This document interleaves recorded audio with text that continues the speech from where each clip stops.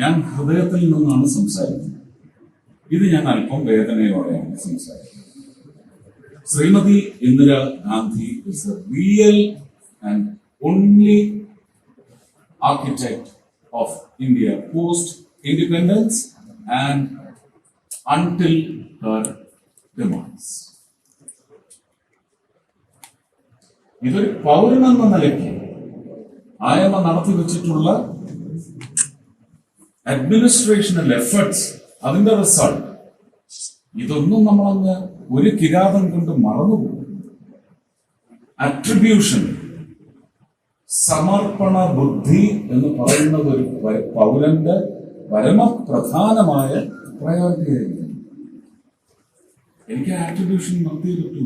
എന്റെ ശത്രു പാർട്ടിയാണ്, എന്റെ എതിർ പാർട്ടിയാണ് എന്ന് പറഞ്ഞ് രാജ്യത്തിന് വേണ്ടി ആത്മാർത്ഥമായി പ്രവർത്തിച്ച ഒരു മാന്യ വ്യക്തിയെ എനിക്ക് മറക്കാൻ സാധിക്കില്ല.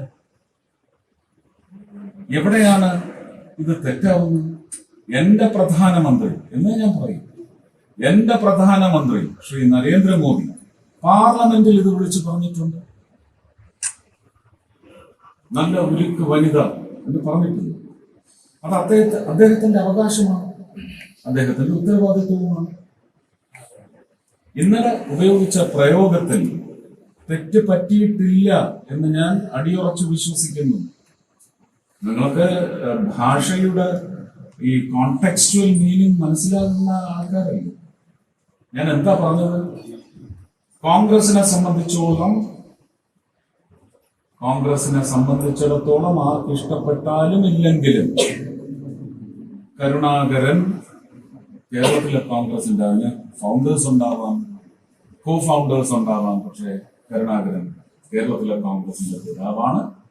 ഭാരതം എന്ന് പറയുമ്പോൾ മാതാവാണ് ഇന്ദിരാഗാന്ധി എന്നത് ഹൃദയത്തിൽ വെച്ചുകൊണ്ടാണ്. അല്ലാതെ രാഷ്ട്രപിതാവ് മഹാത്മാഗാന്ധിജിയും രാഷ്ട്രമാതാവ് ഇന്ദിരാഗാന്ധിയും എന്ന് പറയുന്ന വ്യംഗ്യം പോലും അതിൽ ഇല്ല.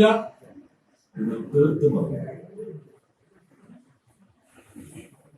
ഇതുകൊണ്ട് ഞാൻ ഇന്നലെ നടന്ന ഇതിന്റെ കോലാഹലങ്ങളൊന്നും ഞാൻ ശ്രദ്ധിച്ചിട്ടില്ല. കാരണം എനിക്ക് വലിയ ഉത്തരവാദിത്വം എന്റെ പലയിലും. ഇങ്ങനെയുള്ള ഒരു സ്റ്റിങ്കിങ് മെറ്റീരിയലും ഇനി ഞാൻ ശ്രദ്ധിക്കില്ല, വിലക്കെടുക്കില്ല, മുഖവിലക്കെടുക്കില്ല. പക്ഷെ എനിക്ക് നിങ്ങളോടുള്ള അഭ്യർത്ഥന, ഞാൻ റെസ്ട്രിക്ട് ചെയ്തിട്ടില്ല. ഇതുവരെ എനിക്ക് ആദ്യത്തെ ദിവസം മുതൽ 99% ഉപദേശവും ഞാൻ റെസ്ട്രിക്ട് ചെയ്യണമെന്നാണ്. ഞാൻ ഈ നിമിഷവും പറയുന്നു, അങ്ങനെ ഒരു ഉദ്ദേശം എനിക്കില്ല.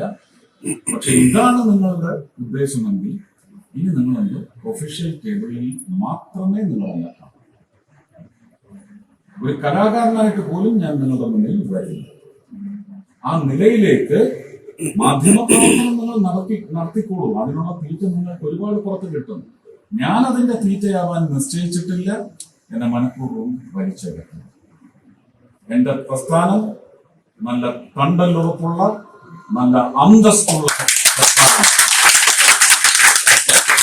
എന്ന് ലോകത്തെ കൊണ്ട് പറയിച്ച്, ഭാരതീയരെ കൊണ്ടല്ല, ലോകത്തെ കൊണ്ട് പറയിച്ച ഒരു നേതാവ് നയിക്കുന്ന അന്തസ്സുള്ള രാഷ്ട്രീയ പ്രസ്ഥാനമാണ്.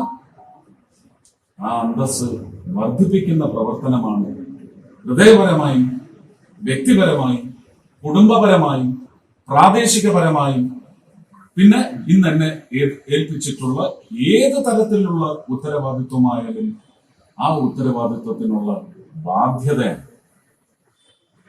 അതിൽ ഞാൻ ഉദ്ദേശിക്കാത്തത് നിങ്ങൾ ഉദ്ദേശിച്ചോളൂ. പക്ഷെ അത് വെച്ച് എന്നെ ദ്രോഹിക്കാൻ വന്നാൽ പിന്നെ ഞാൻ നിങ്ങളുടെ സുഹൃത്താവും.